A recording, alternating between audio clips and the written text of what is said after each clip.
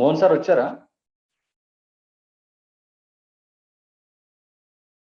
Mohan sir రాలేదు కదా?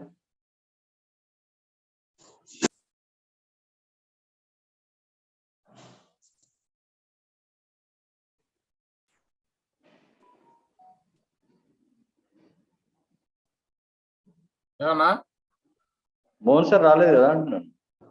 ఎక్కువనే కదా, రోజు ఉన్నదే కదా అనుకున్నారేమో.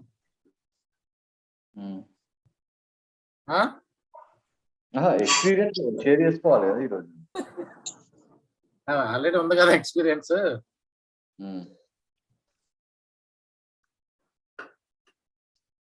వస్తారేమో లే. నా సిటిజన్ అని పెట్టే ఉంటాను అక్కడ. అది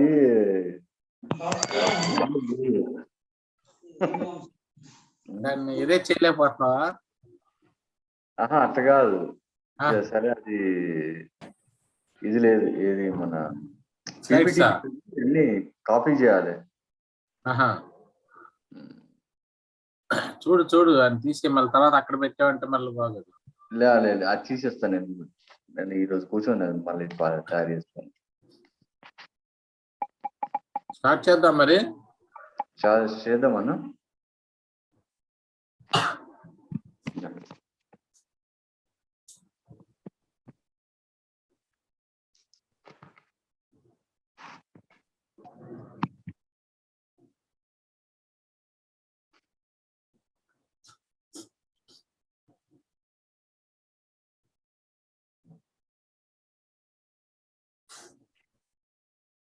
టైం ఎంత? టైం 8:04 అవుతుంది. 8:04 అయిందా? Good morning, all of you. Today, Dr. Jakkinaboyina Srinivas is going to talk on Ecmo and his experience. Recently, all of you know that we have visited Abu Dhabi for this Ecmo workshop. It was a nice experience and very good exposure to Ecmo. Really, it's actually eye-opening for all of us that Ecmo, how seriously and how effectively they are doing. They are keeping the patients on months together Ecmo even without putting antibiotic. It was really surprised and shocked for all of us how seriously and how efficiently they are maintaining. That's all my dedication and mindset and our preparation for Ecmo to maintain a successful Ecmo program. Now I request, so with that experience, Dr. Jakkinaboyina is going to talk on Ecmo program. Thank you, Jakkina. You can start the presentation. Thank you, Dr. David, and good morning all. We had a fantastic Ecmo program. We attended a fantastic Ecmo program at Abu Dhabi, and literally we enjoyed a lot. During the program, experts has cleared most of the queries in our mind. And let's look into the current perspective of Ecmo. I would like to see, now we all know that it is nothing new for our group because we also had 1 week of session before we went to Abu Dhabi. And let's look into our experience and let's discuss more things, how we need to go ahead, or what are your experiences on Ecmo, than continuously on a unilateral direction lecture. So I thought I prepared it very short. What is my experience? What is Ecmo? And a short presentation specifically on the cardiac things where we more day to day we come into the picture. After going to Abu Dhabi, we found that in regular ICUs, we see more of cardiac indications where we ignore it. We look only into the respiratory indications. So we'll also look into the cardiac indications. I have a small PDF, will show you. So, Anna, previous slide, please. Previous slide. So, intensivist with, yeah, please, next slide, please. Next slide, sir. Yeah, this slide. So intensivist is with Ecmo. Again, all the resources has failed, like all the ARDS strategies and the ventilation, prone ventilation, all the strategies has failed. Then this is like a Ramabanam, but it is not exactly like a Ramabanam. Why? Because even the patients, we may not be able to oxygenate the patients on ECMO. Surprisingly, we may think that once we put on ECMO, but why the patient should go into the prone ventilation? Why the patient should have a desaturation? Why can't it be 100% oxygen saturation in a patient? So these are all the queries we come into the mind. So we think that if we put on ECMO, everything is fine, but it's not Ramabanam. It also is, I think, yet to see in critical care medicine, Ramabanam. But it's one of the gadgets, little advanced gadget for us. It's a form of extracorporeal life support where an external artificial oxygenator circulatory carrier venous blood from a patient to the gas exchange device where blood becomes enriched. It's simple, it acts like a lung.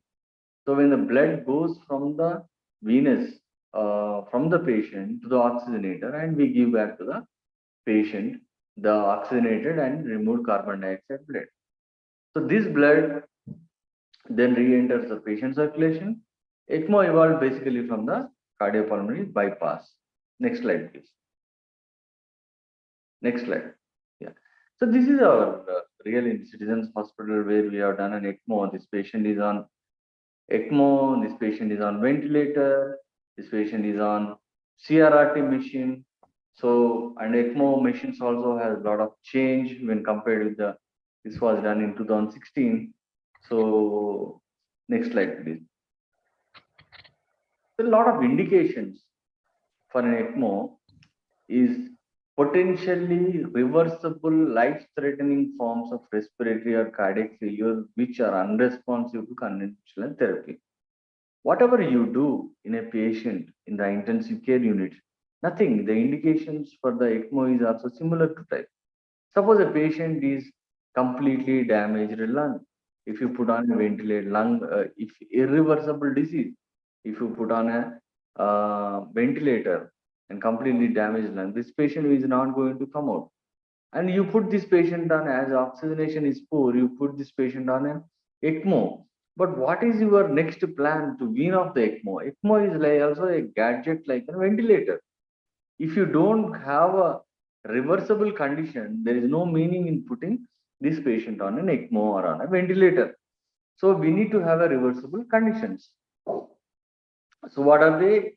So the indications for this is ARDS, post lung transplant, post cardiac arrest, pulmonary embolus, post cardiac surgery, bridge to transplant, post heart transplant, cardiogenic shock. So we regularly see only one of the indication. The top indication is ARDS, but there are a lot of other conditions where we can put this patient on a ECMO.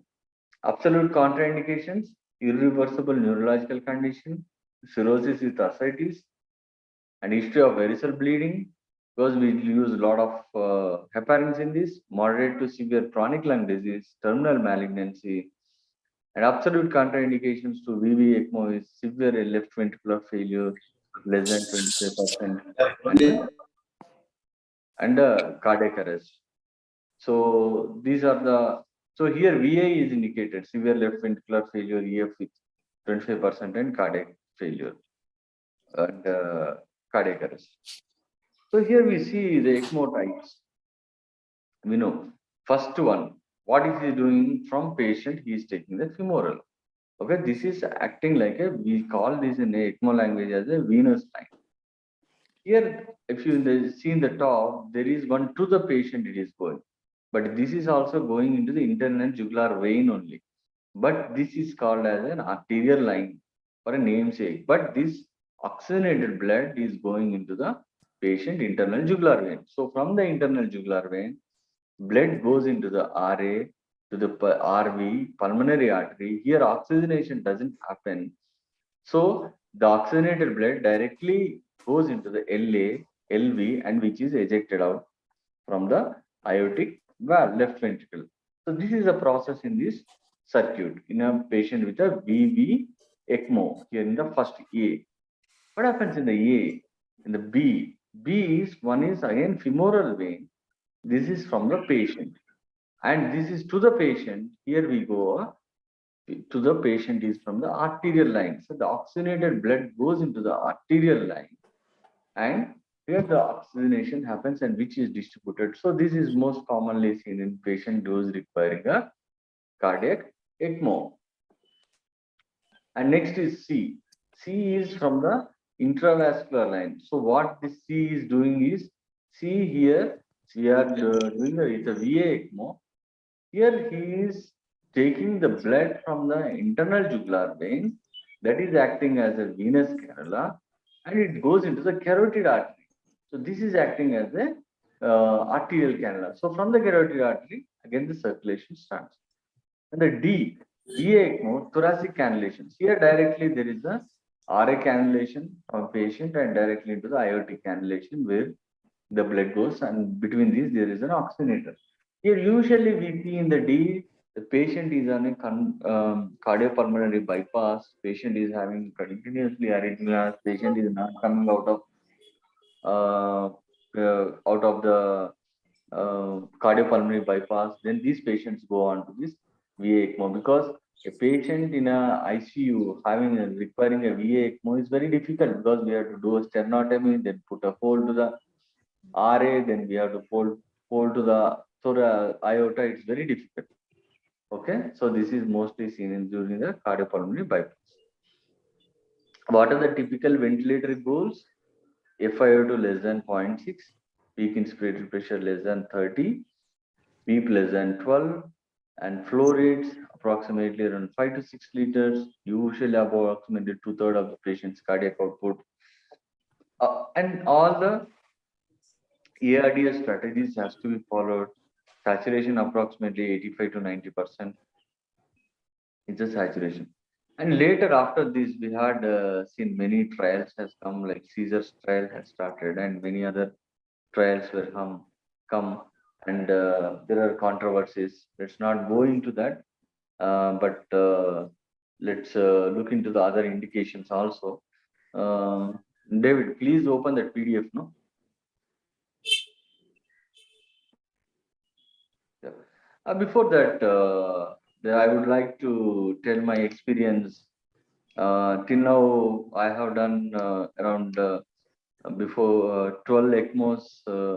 So first ECMO I started in 2012, in that is almost 10 years back, in Apollo hospitals, where we had a patient had an ARDS, severe ARDS, and this patient we have to, he's our approximately around 70 years, and we have to withdraw as per the patient family wish after around 7 days. Patient is recovering, actually lung is recovering.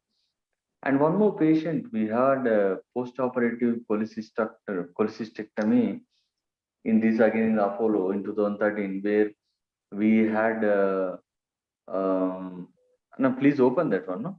Please open the PDF. The post-cholecystectomy, and this turned out to be a dengue, and we have changed the VV ECMO into the VA ECMO, and finally we lost this patient because of a bleeding and other issues.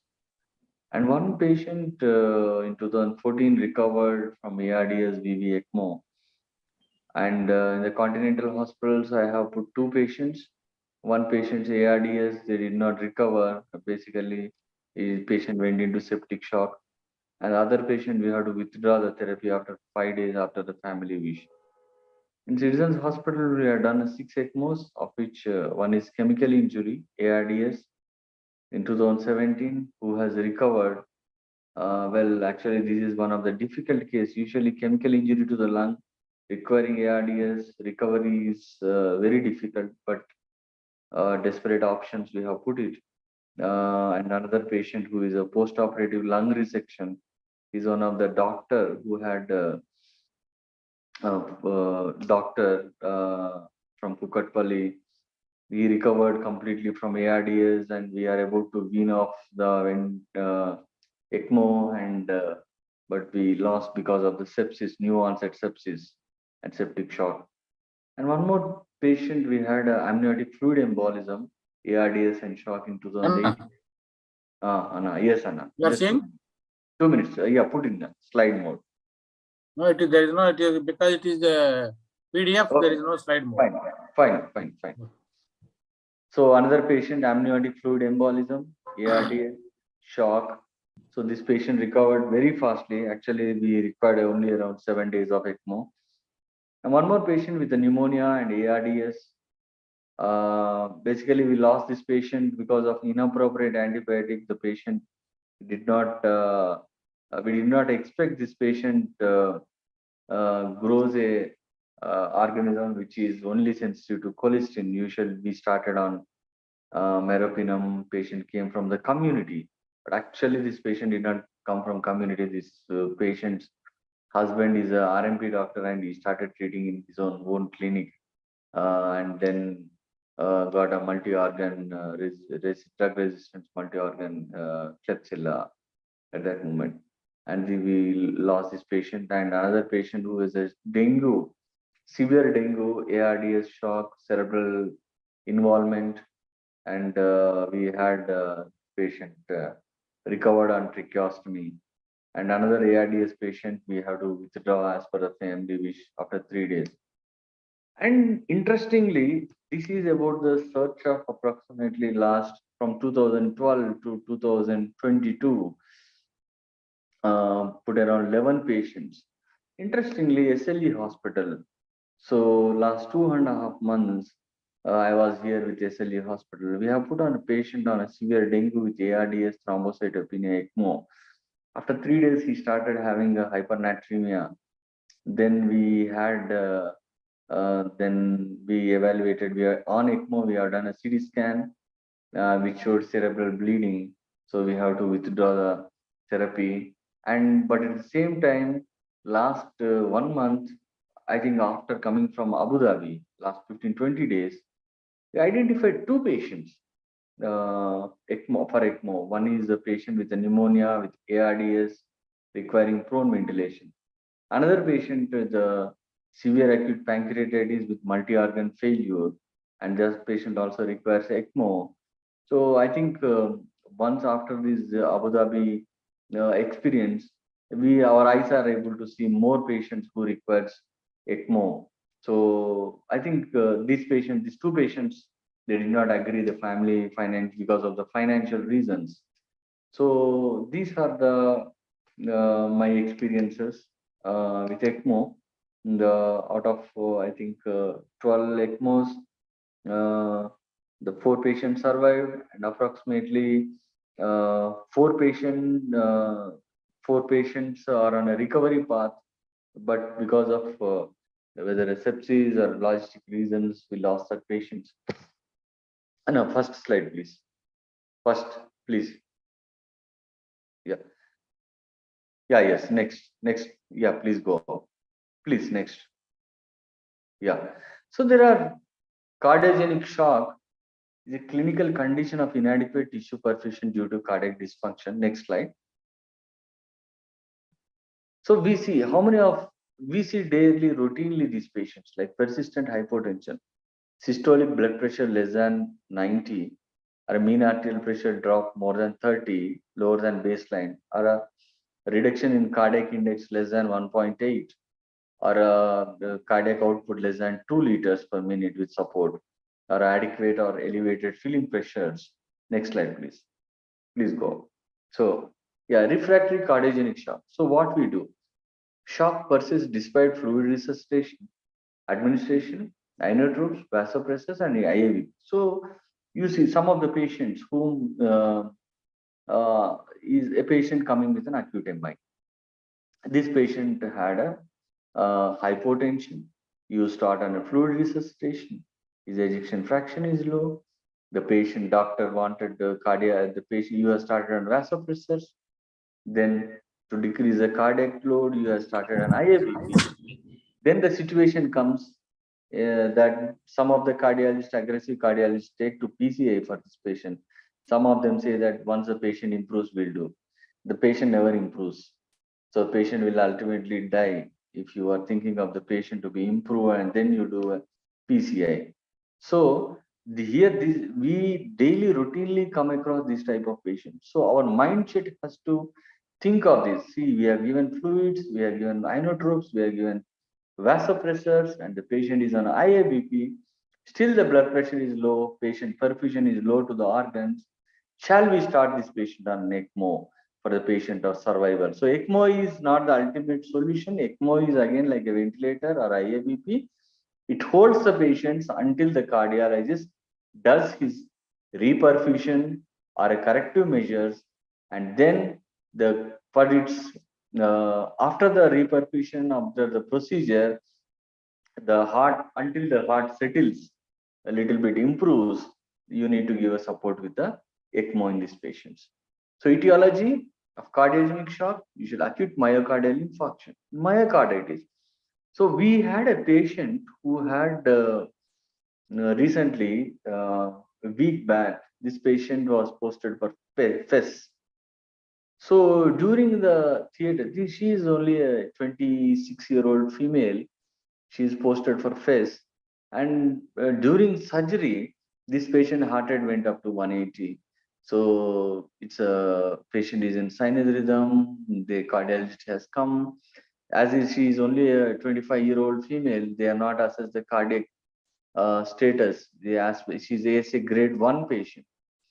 So then this patient has come to ICU in the, I think they have abandoned the procedure in the middle and they have packed it and they bought this patient because the patient is has started having requiring vasopressors, dobutam, and dobutam is not started, vasopressors, uh, noradrenaline 10 ml, heart rate is going 170 to 150. So we are given fluid boluses and then seen the IVC. IVC is full, and the patient is having an EF of 25 to 30%, and the patient is having hypotension, urine output decreasing, metabolic acidosis increasing, and the lactate is almost around 6 or 7. These are the patients whom we should, our mind should go immediately once if we, the so next step is to IABP, and next, should I directly go into this patient than avoiding IABP, can I go directly this patient onto an ECMO? So here the our mindset should be, because young patient post operative, we don't want to lose the patient, and so this probably more looks like a stress induced cardiac dysfunction which can recover. So this patient ultimately doesn't require an ECMO, but in my back of my mind, I am preparing for an ECMO if the patient wants us more. The patient improved, and I think third day or fourth day, patient got discharged with a normal ejection fraction. So we need to think about this type of patients we daily come across, and patients with myocarditis, peripartum cardiomyopathy, decompensated cardiac failure, post-cardiogenic shock, septic shock with cardiac compromise, biventricular failure, refractory malignant arrhythmias. And as we mentioned to you, none of the things that indication is not mentioned. Actually, amniotic fluid embolism, we have put where the patient is in shock and also in the ARDS. So next slide, please.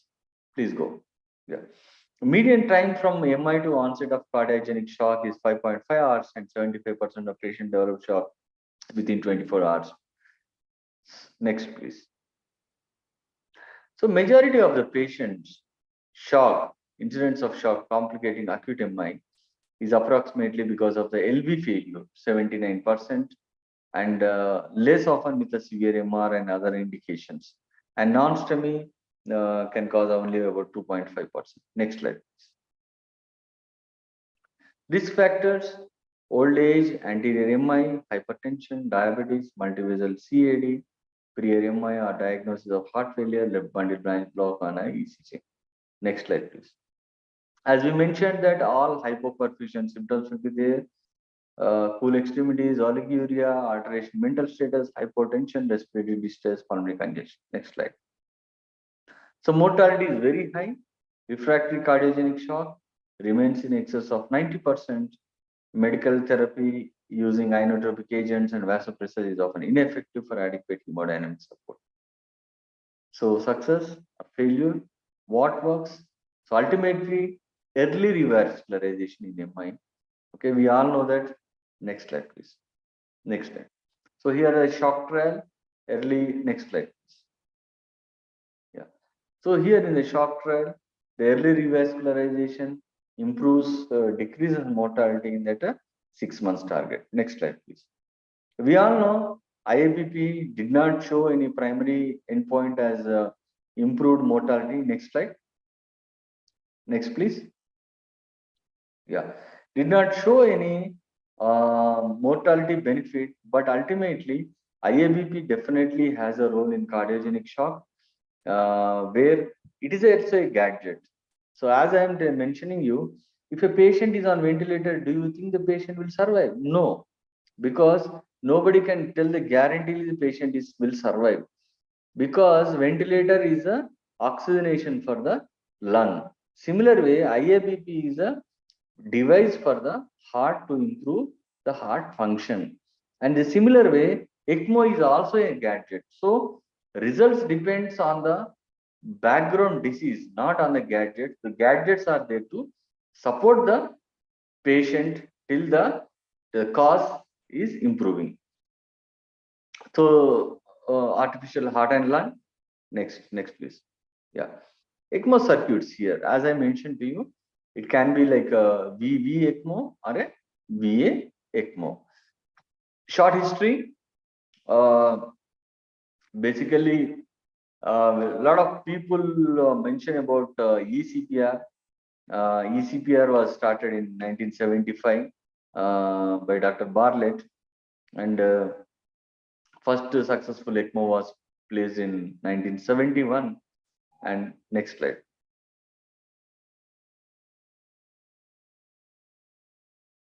Okay. So refractory, as we mentioned, that it is approximately 90% mortality. Next slide. So contraindications to ECMO. These are the most important things we also need to concentrate. Unrecoverable heart and not a candidate for transplant of VAD. Chronic organ dysfunction, emphysema, cirrhosis, renal failure, complaints like financial, cognitive, psychiatric, social limitations for further therapy if needed. Next slide. The relative contraindications, anticoagulation, contraindication for anticoagulation. So basically, they were in Abu Dhabi, they were mentioning that the patients can be without heparinization. There are circuits which we can run. I think I asked in with our one of the vendor. He says that it is not available. I don't know. Maybe available in other institutes or so. But what he says is only you can during the priming phase you can avoid heparin, but ultimately running the ECMO, heparin is required, he said. But during Abu Dhabi, our training, they said that heparin is not at all required in the patients when you use a heparin circuits. I think we need to look into it, and because a patient with a dengue can have without using a heparin, if we can do an ECMO, that is the best, because ECMO patient, the dengue, severe dengue patients land in ARDS very faster, and maybe this process phase of I think 4 or 5 days, if the patient survives, they will recover very faster. So ECMO advantages: immediate application, ventricular bi-support, oxygenation, reflect. So the ECMO can be used for the bridge to transplantation, cardiac, already we discussed, and drug intoxication. I have an experience of patient with a drug experience in I think చూస్తున్నావా in Chennai, ఇక్కడ రమ్మను uh, in Chennai, where we had amlodipine toxicity, where there is a severe cardiac depression, having a hypotension. So this patient we have put on ECMO, and patient has come out, I think in 4 or 5 days. Rapidly, this patient came out of the ECMO and survived. So next slide. Next slide. Yeah. So usually now, ELSO has received a lot of patients, and survey this. What they are saying is approximately 66% of the respiratory patients survive of ECMO. Approximately around 60% of the survive to discharge. And the 2 cardiac p.m. patient, only 8 p.m. Sir, uh, Who will write it? Should I write? sir, Sachit sir, sir, please put in mute. Sorry. Cardiac patients, 56% survived from an ECMO and 45% survived to discharge. So there is a good chance of survival when there is a reversible causes. And one more indication I want to go. Please go, sir. Sir, please move your slide. Go to ECPR. Next slide, please. Next slide. Next slide. Next slide. Yeah. So one of the most important thing here we see the patient's three indications we see mostly. One is we know ARDS. Second thing, now we have discussed about cardiogenic shock. And the third thing is ECPR. So what is this ECPR? Okay. What are the indications? Next, yeah. Thank you. So here, CPR considerable on an ECMO, aid resuscitation, these patients who have easily reversible event and had an excellent CPR. So here we need to have a patient having a CPR, unsuccessful CPR for usually for 10 minutes, and the patient should have a rhythm of non-cardiac arrest rhythm. Patient can have a VT, VF, or pulseless selectivity. In a patient should not have a asystole rhythm to start a ECPR. And these patients, most of these patients are cannulated usually where post cardiac surgery patients, where patient suddenly had a cardiac arrest, patient is already having a venous and arterial cannula. So immediately they go into cannulation things. So, and also we have seen an interesting thing in Abu Dhabi, in this Cleveland clinic is, these people all started running a machine continuously 24/7, an ECMO machine. And I see how we run a dialysis machine.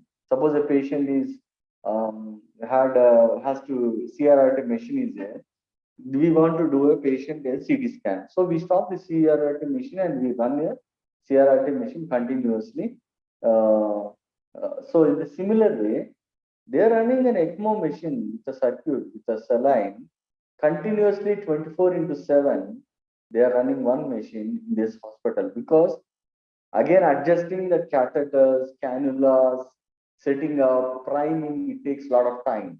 So once the patient, you find the appropriate condition is there for a ECPR patients, suddenly once you put an arterial and venous cannula, immediately this patient, the circuit is already running. They take the machine to the patient and immediately connect to that. So that's the type of preparation we need to be there to start an ECPR for a patient. Even in the patient who is having a surgery, we need to have a such type of readiness in these patients. So ECPR also they have approximately around this is in published in 2016 January. ECPR 2,300 2,400 patients. Yes sir, this slide. 2,400 patients they have taken, and their survival is 40% in the patient of ECMO recovery and 30% to the discharge. So with the ECPR. Next slide. Next slide. Yeah. Their initiation. So the time of initiation of cardiac output and initiation is approximately 77 minutes. And this patient should have a good quality CPR. So what they say is there is a reversible cause, and even up to 30 minutes of CPR, having a good CPR, you can put this patient on an ECMO in the patient, if you have a good quality of CPR, because we are worried about the other organ failures and specifically neurological injury. We are worried about these patients. Next slide, sir. Next slide. Yeah. So inclusion criteria for ECPR, persistent cardiopulmonary arrest despite traditional resuscitative efforts, shock, SBP less than 70, refractory to standard therapies. Exclusion criteria is initial rhythm asystole, chest compressions not initiated within 10 minutes of arrest, estimated EMS transport time more than 10 minutes, total arrest time more than 60 minutes, suspicion of shock due to sepsis or hemorrhage, pre-existing severe neurological disease prior to arrest. So these are the criteria you have to put it, because when you educate your patients about when you educate your doctors about the ECPR, they will start explaining once the patient comes with a cardiac arrest who may not be fit into ECPR criteria, they start in emergency room. They start explaining the patient that we will put on Ecmo machine, patient will survive, we are doing CPR. So that's a very difficult thing. Once after they will have they will think, okay, they will decide to put on an Ecmo, but the patient may be having an asystole as a rhythm, or the chest contractions not initiated within 10 minutes of arrest, or if the patient total arrest, or if the patient is a prolonged CPR time. So this causes again a conflict between the patient family members and us. So we need to be very clear when we start an eCPR, which type of patients we have to put on a eCPR. Next slide, sir. Next slide. Next slide. Next slide. Yeah. So this is one of the very important slide where I thought we'll project it more. So we should have an advanced heart failure clinic with a doctor, cardiothoracic surgeon, perfusionist, intervention cardiologist, nursing staff, vascular surgeon, intensivist, and the patient should have patient with a respiratory cardiogenic shock. So huge teamwork is required for this patient in these patients. Let's not go into these complications. Next slide, sir. Next slide. Next slide. Next slide. Next slide, please. Yeah. Communication is the key for these patients because as there is a huge team of intensivists, cardiologists, anesthesiologists, and vascular surgeon, nursing staff, perfusionists, and heart failure and cardiothoracic surgeons are involved in this. Communication is the key. What is their plans? They have to put their plans in advance, so that if the patient worsens, what is the plan? What is the status of the present patient? So daily has to be among themselves. They have to update themselves, and they have to explain the patient family members so that the process goes in a very smooth way. And the outcomes more than 50%, and even respiratory now the outcomes of also is showing approximately around 70%, and the cardiac also approximately 60% survival. And I think thank you all. I want to end my talk here. Okay, another 19 minutes for the discussion. Thank you all. Thank you for your, and thanks Dr. David for your presentation and showing the slides. Thank you, sir. Any questions, please?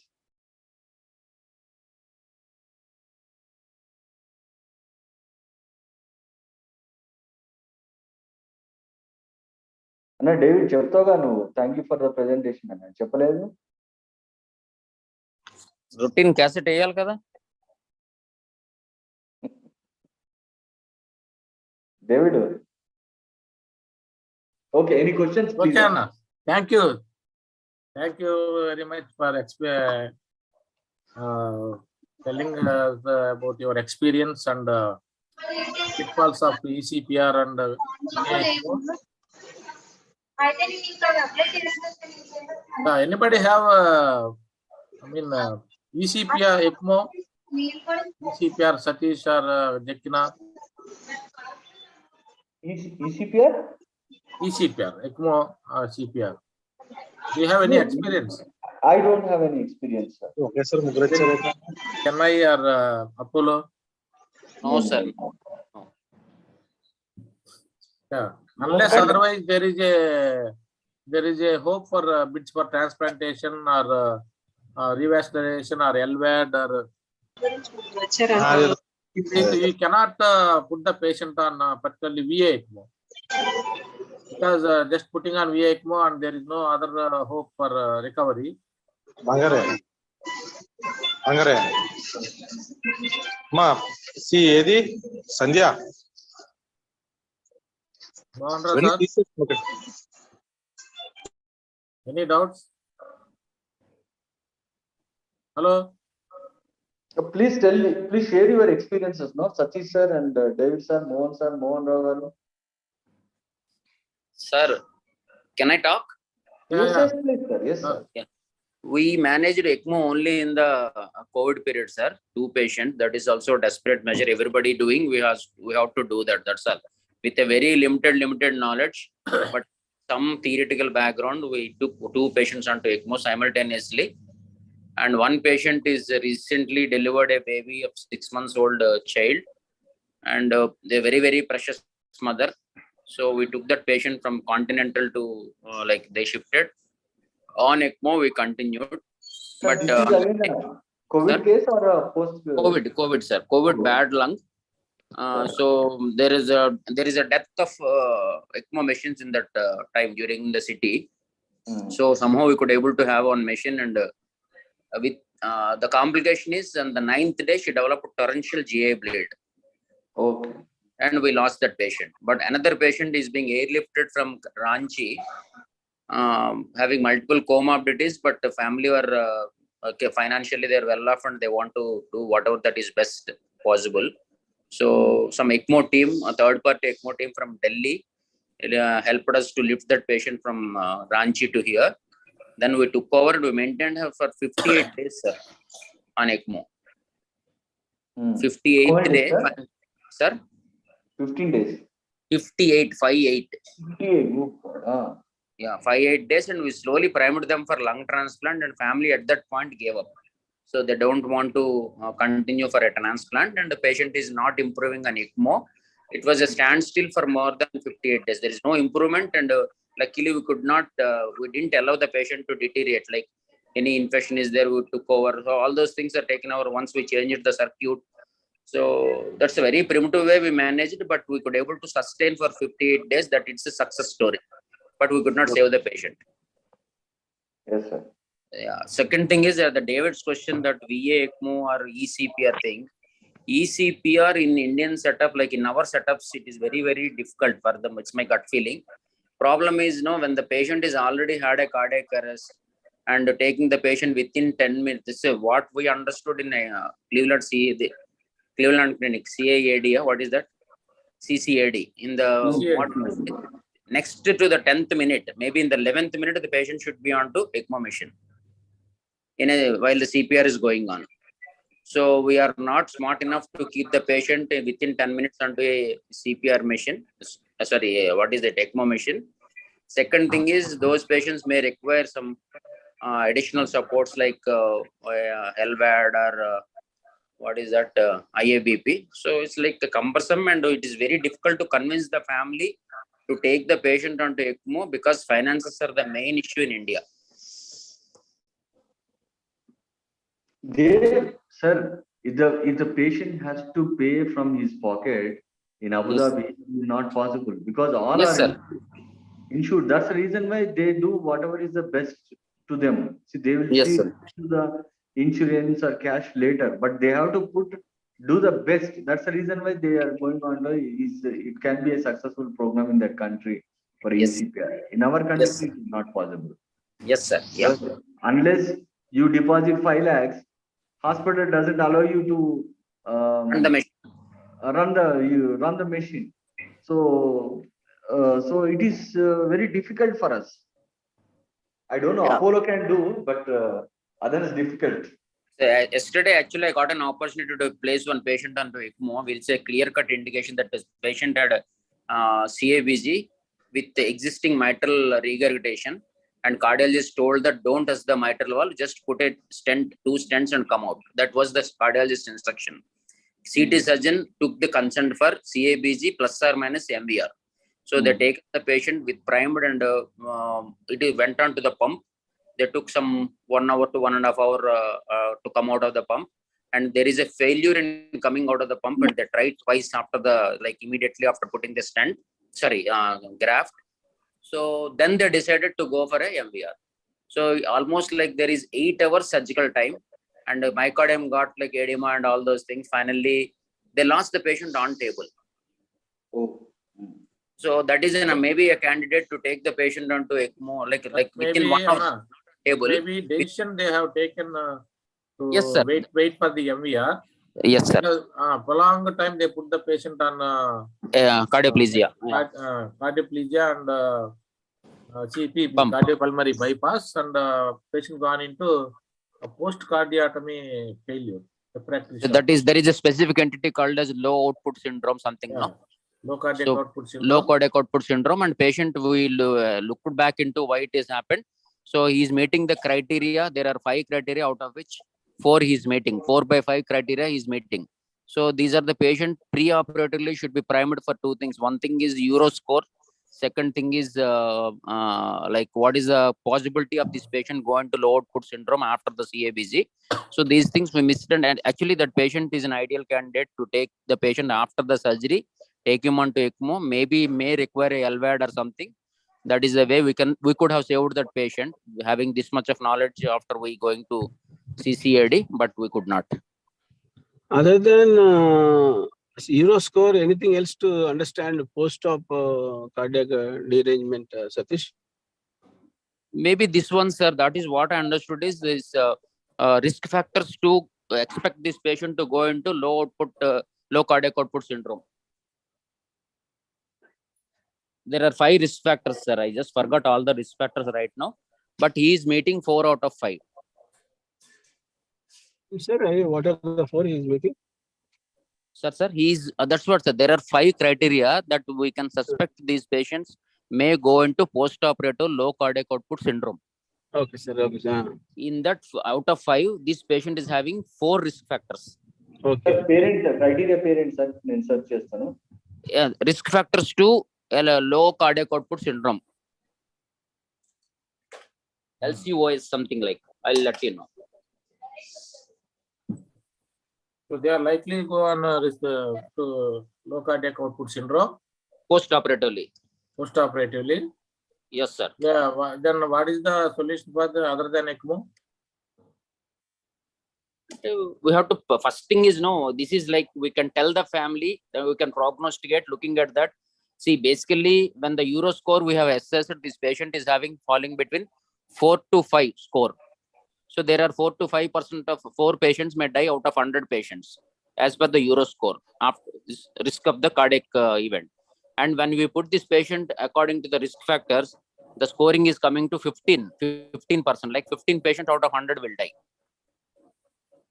So this assessment is not good only with respect to Euro score. Maybe we also should look into these risk factors so that we can prognosticate in a better way.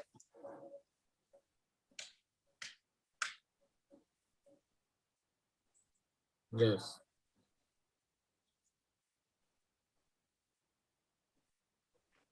Any Sir? questions? You can't say it now. Oh, say Sorry, sir. Yeah. Question, sir. Mohan, sir. Chappan, sir. So the risk factors mentioned here. Okay, I'm sure, sir. Sorry.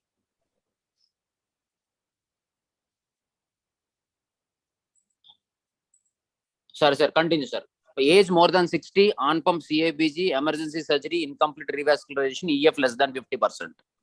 So this patient age more than 60%, is on pump, his ejection fraction is 50%, less than 50%. So there are 3 out of 5 risk factors he is meeting.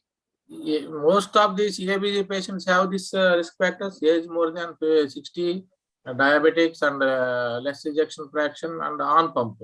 Sir, okay. So see, this helps us to prognosticate prior to the surgery with the family. Avana, majority of the CAB patients going for CABG, Yeah. they will have these risk factors. So I know that, Yeah. but thing is, the two things here. One thing is this patient actually is we are deviating from our present ECMO discussion. But thing is, the family complained that we haven't primed that this is an very bad surgical patient, and we would have refrained from surgery. We could have continued his life without going for a surgery. Definitely. Okay. Adi- Yeah. Everybody the will ask. Yeah. Yeah, that Everybody is will ask the same question. yes. But it's okay. That is not the issue. If something goes wrong, everybody will tell the same thing. So to prognosticate them, that we need to look into these areas. Well, counseling and taking the consent forms, all these things is very important. And Now, yeah. Carry on. no, Mon sir, anything to add this? That's okay. So many times it happened here also in care hospital when I was there. Okay, they will create the issue and slowly problem will be solved. Some patients may go to court and we have to fight further. Once the indications are there and the counseling is properly done, consent forms are taken without any delay, then whatever they do, it will save our skin. That's all. Or in your case, they may or other, if you put the committee of experts team, they may ask how long you put the patient on CBP, cardiopulmonary bypass, without doing the mitral valve replacement. What is the time? Do you allow the patient on CBP for 1 hour or 2 hours? Or each time you are checking whether coming out of bypass, again going on bypass, coming out of bypass, patient is not tolerating, again going. Why that time is taken? Once patient is a severe MR and is not tolerating the coming out of bypass, then they can replace without wasting the time, no? Yeah. This anyway, we'll go back to Srinivas sir. Sorry for non-contextual discussion here. Okay, it's okay. But maybe that is a case for Ecmo because they have or LVAD or Impella. ECMO with LVAD would have saved at least the first 24 hours. Impella? Because We don't have, sir. yeah, but we have seen Impella in Cleveland. Patient on Ecmo and Impella, and patient watching TV and doing everything. So organization of eCPR in our setup, I think it is for our generation, it is impossible. Yeah, definitely. But we should know, at least we know the process, how to patient, as Srinivas sir said, the patient Ecmo machine was running, priming. I asked how long you will keep this primed 60 days. and they said 5 days, kada? No, once it is primed, it stays for 60 days. 60 days. Without Changing any infection. Changing the circuit, yeah. No, not on patient, just priming. That's and just what, running. that is 60 days. But they said 5 days, 1 week like that. No, I discussed with my girlfriend Meryl, and then she told her. Okay. Maybe she told very secret. No, they said to me that 30 days, sir, but I don't know. They said to me అమ్మాయి 30 మీతో contact లో ఉందా sir Satish sir sir ఎందుకు sir public లో అడుగుతారు public లో చెప్పావు కదా మరి సార్ ఏదో బుక్ పంపించింది మీకు పెట్టాను కదా sir so it costs very less for them, sir. At least అంటే ఆ గ్రేడ్ హాస్పిటల్ కి probably around 5 lakhs of 2 lakhs of kit may not be a big loss for 3 months. And the turnover is more, sir. They don't waste the circuit. No, they get immediately one patient. They can put it on. Yes, sir. Yes. Yeah, if 30 days, definitely they will get a patient. They will create a patient. Yeah. So because it is a referral center from many hospitals, so it is only referral like center. how we are maintaining the patient on ventilator. Very simply, that is the way they did. They are doing ECMO program because all are well trained and they are very dedicated.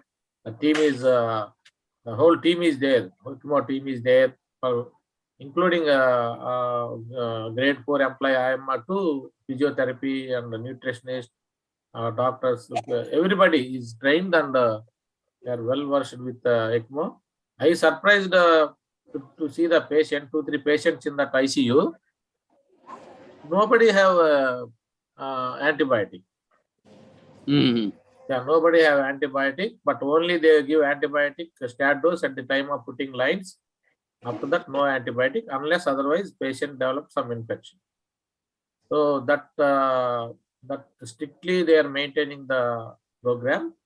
Maybe as you said, we may not see in our generation. Maybe future generation will have that opportunity. But comfort in There are India. no. Yeah. Sir, any questions? If there are no questions, we will close the program and I will have next. Okay, David. Thank you, Sir? Satish. Yes, sir. Thank you, sir. Thank you, Jekina, for Thank you. nice presentation. Share your experience.